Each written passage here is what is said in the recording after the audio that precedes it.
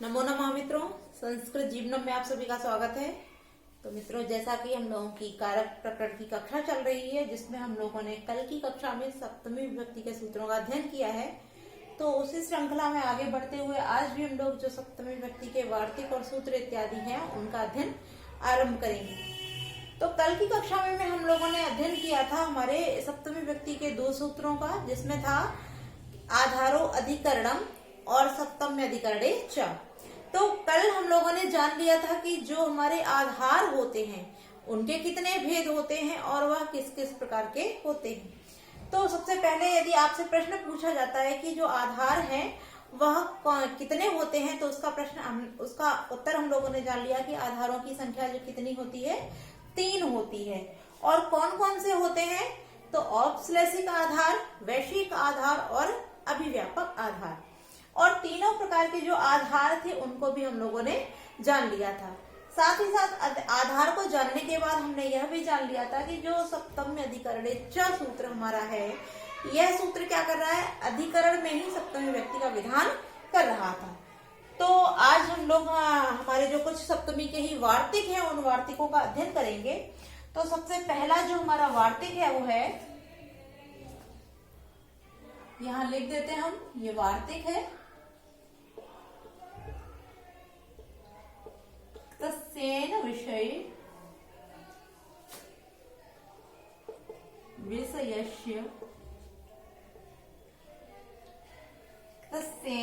विषयस्य कर्मण्युपसंख्यानम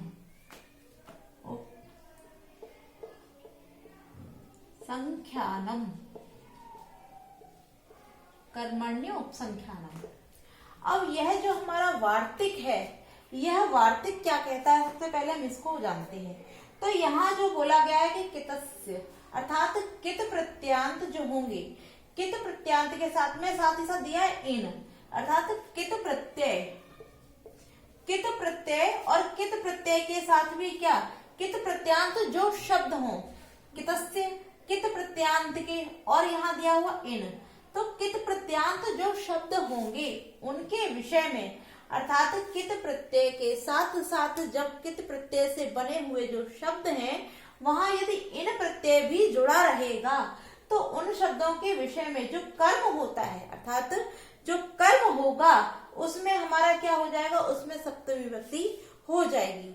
अब हम जानते हैं कैसे। यहाँ क्या बोल रहे हैं, सबसे पहले ये कित प्रत्यांत, अर्थात जो कित प्रत्यय से बने हुए शब्द हो और उसमें भी क्या जुड़ा हो, हमारा इन प्रत्यय। ठीक, पहले क्या लगा हो, कित प्रत्यय लगा हो और तत्पश्चात क्या लगा हो, हमारा इन प्रत्यय। जब ये दोनों ही प्रत्यय लगे होंगे, अर्थात कित प्रत्यय भी लगे हो और साथ साथ उसी कित प्रत्यांत शब्द में इन प्रत्यय भी जुड़ा हो, तो वहां जो कर्म होता है, अर्थात जो वहां पर कर्म होगा उस कर्म में ही क्या हो जाएगी, उस कर्म में ही उपसंख्यानम माने कहना चाहिए, क्या कहना चाहिए, वहां सप्तमी हो जाएगी, अर्थात उस कर्म में सप्तमी हो जाएगी जब वहां दो प्रत्यय लगे रहेंगे। दो कौन, पहले तो कित प्रत्यांत शब्द हो और उस कित प्रत्यय के साथ साथ वहां इन प्रत्यय भी जुड़ा हो।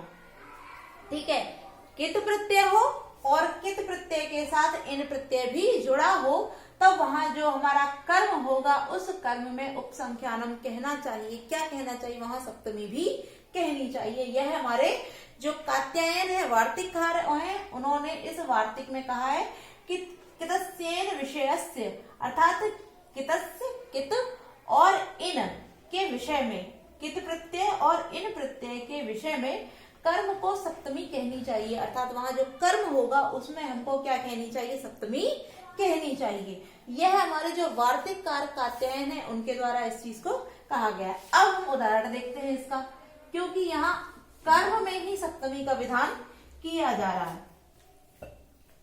तो जो हमारा उदाहरण है वो क्या हो जाएगा, अधीति व्याकरणे।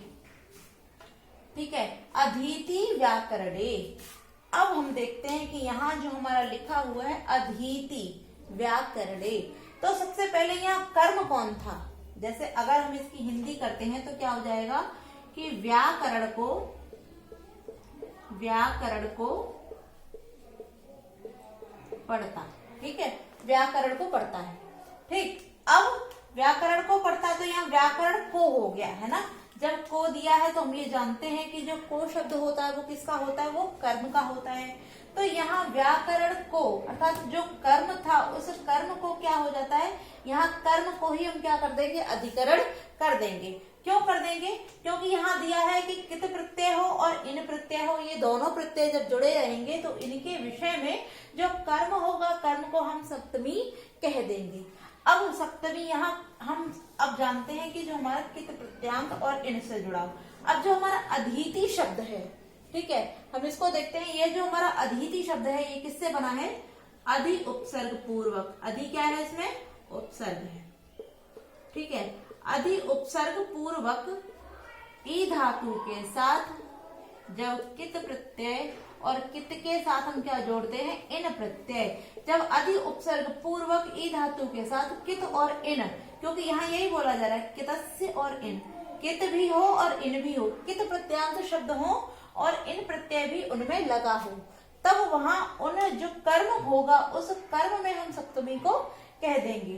तो अधीति जो हमारा शब्द बना वो कैसा बन गया, अधि उपसर्ग था, ई धातु थी, कित प्रत्यय के साथ हमने इन प्रत्यय को भी जोड़ा। क्यों जोड़ा, क्योंकि यहाँ हमारा जो वार्तिक कह रहे हैं तो वार्तिक कार्य के अनुसार जो भी नियम वार्तिक कार्य के अनुसार कहे जा रहे हैं यदि वह लागू नहीं होंगे तब वहां इस प्रकार कर्म को हम अधिकरण अर्थात उसमें सप्तमी को नहीं कह सकते हैं। हम कब वहां उस नियम को लागू करेंगे, जब जो भी कहा जा रहा है सूत्र में वह संपूर्ण विद्यमान हो। तो यहाँ क्या कह रहे हैं कि कित प्रत्यय हो और उसके साथ इन प्रत्यय हो, तब उसके विषय में कर्म को हम क्या कहेंगे, सप्तमी कहेंगे। तो हमने क्या देखा कि अधीति शब्द जो है वो अधि उपसर्ग है, फिर ई धातु है, कित प्रत्यय है और इन प्रत्यय। तो कित और इन दोनों का नियम हमको इस वार्तिक के अनुसार यहाँ पर मिल जाता है। जब इनके अनुसार हमें यहाँ अधीति शब्द में कित और इन दोनों मिल जाते हैं तो जो हमारा कर्म था इस कर्म को हमने क्या कर दिया, इस कर्म को हमने सप्तमी को कह दिया। अर्थात इस कर्म को कर्म ना कहकर हमने यहाँ क्या किया, सप्तमी कह दी है। ठीक है, तो यह वार्तिक हमारा क्लियर हो जाता है। अब हम अपनी सप्तमी के ही अगले वार्तिक की ओर बढ़ते हैं। अगला जो हमारा वार्तिक है उसको जानते हैं। तो अगला हमारा वार्तिक है साध्व साधु, साध्व साधु प्रयोगे च, प्रयोगे च। ठीक है, अब यहाँ साध्व साधु प्रयोगे च, यह जो हमारा वार्तिक है यह भी हमारे वार्तिककार कात्यायन के द्वारा कहा गया है। अब यहाँ क्या कहते हैं हमारे जो वार्तिककार हैं, पहले हम इसको भिन्न भिन्न करके अर्थात इसको अलग अलग करके लिखते हैं तब जानेंगे। यहाँ यड़ संधि का विधान किया गया है तो उ जो था उनको वा आदेश कर दिया और जब इसको वा से उ पुनः करेंगे अर्थात संप्रसारण संज्ञा करेंगे इसका, अर्थात चाहे आप ये कह लीजिए संधि विच्छेद करेंगे तो क्या हो जाएगा, साधु। ठीक, फिर वाक को उ आदेश हो जाने से यहाँ हो गया तो व में आ जो है वो निकल के आ गया तो क्या बचा, असाधु। ठीक है, यहाँ क्या कह रहे, साधु और असाधु के प्रयोगे, प्रयोग में च और क्या हो जाएगा, साधु और असाधु के प्रयोग में भी क्या हो जाएगी, सप्तमी विभक्ति हो जाएगी। ठीक है, इतना हम लोगों ने जान लिया। तो कि साधु और असाधु वाले जो शब्द होंगे उनके प्रयोग में भी वहां सप्तमी विभक्ति हो जाएगी। तो सबसे पहले हम ये जानते हैं कि जो इसका उदाहरण देखते हैं। इसका उदाहरण क्या है, तो जैसे कृष्णः, कृष्णः साधु, कृष्णः साधु, साधु मातरी, मातरी। ठीक है, अब यहाँ क्या बोल रहे हैं कि कृष्णः साधु मातरी। यहाँ जो साधु शब्द है वो कृष्ण के अर्थ में अर्थात कृष्ण कैसे हैं, साधु, साधु माने होता है अच्छा और असाधु माने होता है बुरा। तो साधु माने अच्छा जो होता है, तो यहाँ बताया जाए कृष्ण माता के लिए साधु अर्थात अच्छे हैं। ठीक है, अब साधु शब्द का जो प्रयोग है वह कृष्ण के व्यवहार को बताने के लिए तो किया जा रहा है, लेकिन किसके विषय में साधु हैं, किसके लिए यह साधु शब्द का प्रयोग किया है। साधु शब्द जो है वो तो कृष्ण की विशेषता बता रहा है, किंतु किसके लिए साधु है अर्थात किसके विषय में इसको प्रयोग किया जा रहा है। तो यहाँ जो मातरी अर्थात जो माता है उनके विषय में कृष्ण साधु है, अर्थात माता के लिए ही तो कृष्ण जो है वो साधु है। तो माता के लिए कृष्ण साधु होने के कारण यहाँ जो माता शब्द है इसमें ही हमारी क्या हो जाती, इसी में हमारी सप्तमी व्यक्ति हो जाएगी। ठीक है, तो माता के लिए कृष्ण साधु है अर्थात अच्छे हैं, तो माता के लिए साधु होने के कारण यहाँ माता में ही क्या हो जाएगी, यहाँ माता में ही सप्तमी का विधान कर दिया जाएगा। अब हम इसका असाधु वाला अर्थ भी देख लेते हैं। आगे है कृष्ण असाधु मातुले, कृष्ण असाधु मातुले। अब यहाँ बताया जा रहा है कि असाधु है, लेकिन किसके लिए, मामा के लिए, कि कृष्ण जो है मामा के लिए असाधु है और माता के लिए साधु है। तो जब साधु प्रयोग जो शब्द हुआ था अच्छे हैं किसके लिए है, माता के लिए, तो माता में यहाँ सप्तमी का विधान कर दिया गया है। और जो मामा के लिए असाधु है तो यहाँ मामा में भी क्या हो गई, सप्तमी हुई। अर्थात असाधु और साधु शब्द का जब प्रयोग करेंगे किंतु किसके विषय में किया जा रहा है यह जब बताया जाएगा तब उसके प्रयोग में अर्थात उसी के योग में यहाँ क्या हो जाएगी, सप्तमी का विधान कर दिया जाएगा। ठीक है, अब हम यह जानते हैं, हम लोगों ने इस वार्तिक का अध्ययन तो कर लिया। यदि हम परीक्षा की दृष्टि से आपसे अगर देखें तो यहाँ प्रश्न यही बनता है, आपसे कोई भी एक प्रश्न देकर पूछा जा सकता है कि यहाँ पर जो असाधु मातरी या कृष्ण साधु मातरी और कृष्ण असाधु मातुले, अर्थात यहाँ जो मातुले और मातरी जो शब्द दिए हैं यहाँ सप्तमी व्यक्ति किस सूत्र से हुई है। तो हम यहाँ जो हमारा वार्तिक है इसको जान लेंगे कि साधु साधु प्रयोग च जो हमारा वार्तिक है वो क्या करता है कि साधु और असाधु शब्दों के योग में वहां पर सप्तमी व्यक्ति का विधान कर देता है। तो तात्पर्य मातरी में सप्तमी और मातुले में जो सप्तमी हुई है वो किस वार्तिक से हुई है, तो साधु और साधु प्रयोग च वार्तिक के द्वारा पर वहां पर क्या हो रही है, वहां सप्तमी का विधान हो रहा है। ठीक है, और ज्यादा इसमें कुछ विशेष नहीं है, बहुत सिंपल सा ही वार्तिक था और मुझे पूरी उम्मीद है कि आप सभी को अच्छे से समझ में आ गया होगा। अब हम अपने अगले वार्तिक की ओर बढ़ते हैं। हम लोगों ने आज की कक्षा में अपने 2 वार्तिकों का अध्ययन कर लिया है और जो तृतीय वार्तिक है उसको जानते हैं। तो जो हमारा तृतीय वार्तिक है वह है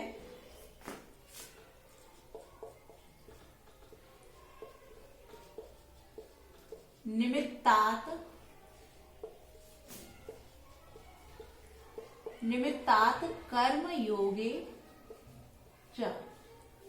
ठीक है, सॉरी यहाँ च नहीं है, निमित्तात कर्म योगे, निमित्तात कर्म योगे, यह हमारा अगला वार्तिक कात्यायन के द्वारा कहा गया।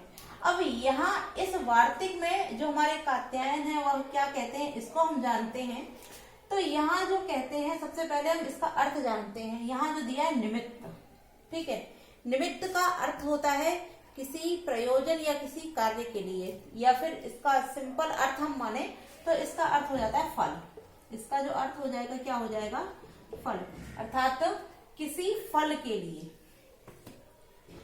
क्या हो जाएगा, हमारा निमित्त का अर्थ हो गया फल, कि किसी फल के लिए जो हम कर्म करेंगे, किसी फल के उद्देश्य, अर्थात यदि हम कोई भी कार्य करते हैं तो किसी न किसी फल के लालच में ही करते हैं। अर्थात कोई भी कार्य करें तो कोई ना कोई अभिलाषा कामना हमारी होती है, कोई इच्छा होती है, तभी हम उस कार्य को करते हैं। तो यहाँ कह रहे हैं कि जो फल के कारण, अर्थात जब फल की प्राप्ति के लिए हम कोई क्रिया करते हैं, कोई कर्म अर्थात कोई कार्य करते हैं, कर्म का तात्पर्य यहाँ कर्म नहीं है अर्थात कार्य से है, कि जो क्रिया हम करते हैं किसके लिए, फल के लिए, कि किसी क्रिया को हम किसी निमित्त के लिए अर्थात किसी फल की प्राप्ति के लिए करते हैं, तब वहां क्या हो जाती है, सप्तमी हो जाती है।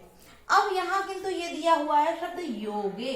इस योगे का तात्पर्य क्या है, तो कल की कक्षा में जैसे कि मैंने थोड़ा सा ही बताया था, ज्यादा नहीं बताया था, कि जो हमारे संबंध होते हैं वह 2 प्रकार के होते हैं, एक संयोग संबंध, दूसरा समवाय संबंध। तो यहाँ जो योगे शब्द दिया है, यहाँ योगे से तात्पर्य है समवाय संबंध, अर्थात जब क्रिया जिस फल के उद्देश्य से हम कर रहे हैं, और उस कर्म में और फल में क्या हो, समवाय संबंध होगा। देख लेते हैं, जब हम कोई भी फल, किसी भी फल की इच्छा से क्या करते हैं, कोई भी कर्म अर्थात क्रिया कर रहे हैं, और उस क्रिया में और फल में क्या होगा, जब योगे अर्थात वहां समवाय संबंध होगा, जब उस फल और क्रिया में क्या होगा, समवाय संबंध होगा, तब यहाँ निमित्तात् कर्म योगे वार्तिक से क्या हो जाएगा, वहां सप्तमी विभक्ति हो जाएगी। ठीक है, इतना हम लोगों ने जान लिया। अब हम जानते हैं, जैसे कि हम लोगों ने अभी देखा समवाय संबंध, अभी हमारे सामने बात आई समवाय संबंध की। तो कल हम लोगों ने संयोग संबंध के विषय में तो जान लिया था कि संयोग संबंध क्या होता है, जो क्षणिक होता है, तात्पर्य जो अभी है कुछ देर पश्चात नहीं होगा, किंतु पुनः हो सकता है, पुनः उसके बाद फिर नहीं होगा। तो यह जो संबंध होता है वो तो संयोग संबंध होता है। किंतु यदि हम समवाय संबंध की बात करें तो वह कैसा संबंध होता है, जो उस अपने संबंधी से जुड़ा रहता है, तात्पर्य जो कभी भी विघटित नहीं होता है, वह होता है हमारा समवाय संबंध। ठीक है, अब इसके लिए हम यदि बात करें तो देखो, हम अपने उदाहरण को देखते हैं। यहाँ उदाहरण जो हमारा है वो क्या है, चर्मणी,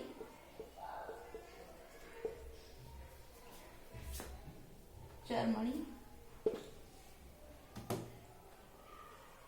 द्विपीनः द्विपीनम हन्ति, चर्मणि द्विपीनम हन्ति।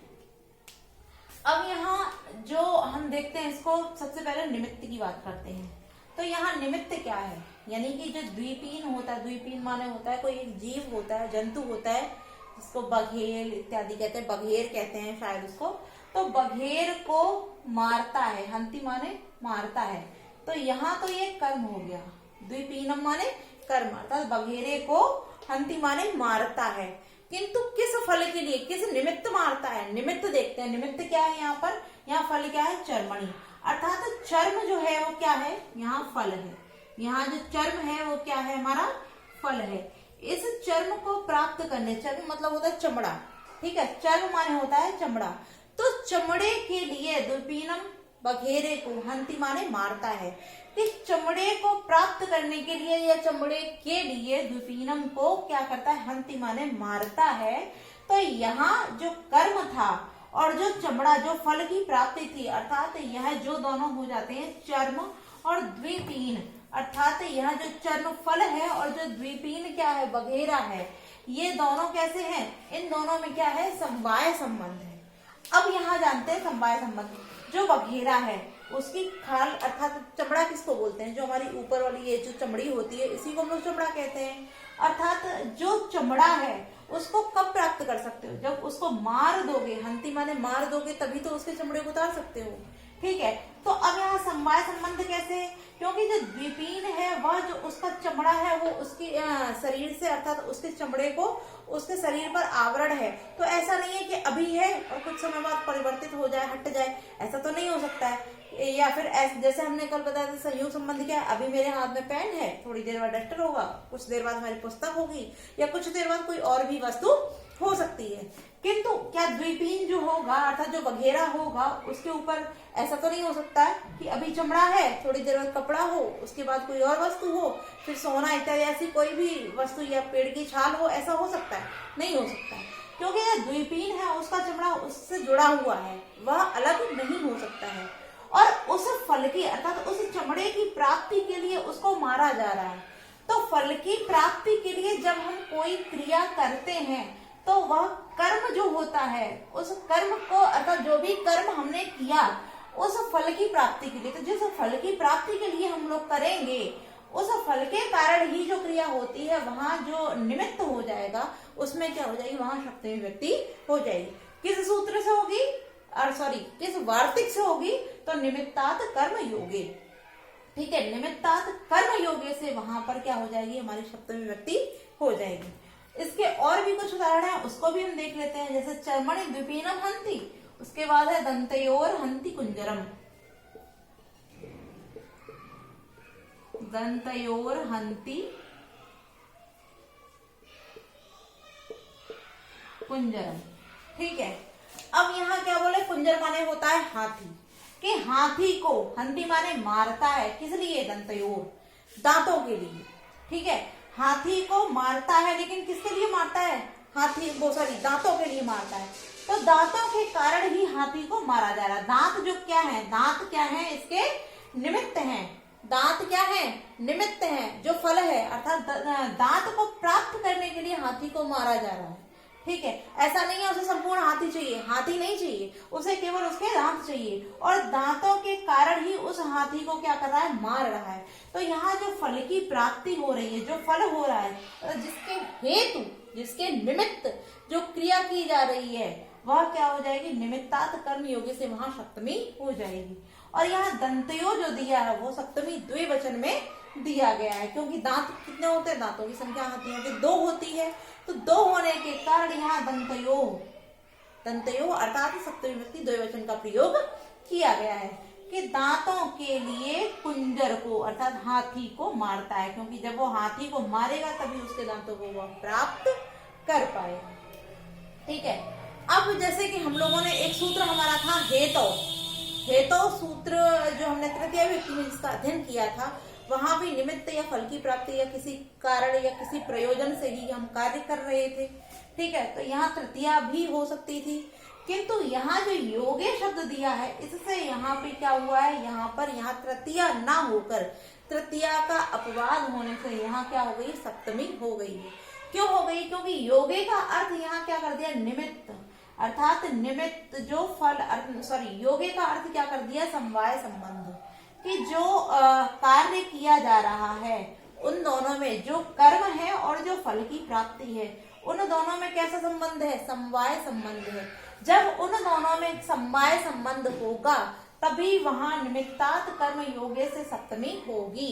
अन्यथा जब योगे अर्थात समवाय संबंध नहीं होगा, किसमें, कर्म में और फल में, जब फल और कर्म में समवाय संबंध नहीं होगा तब वहां पर हेतु सूत्र से तृतीया हो जाएगी, ना कि निमित्तात कर्म योगे से सप्तमी।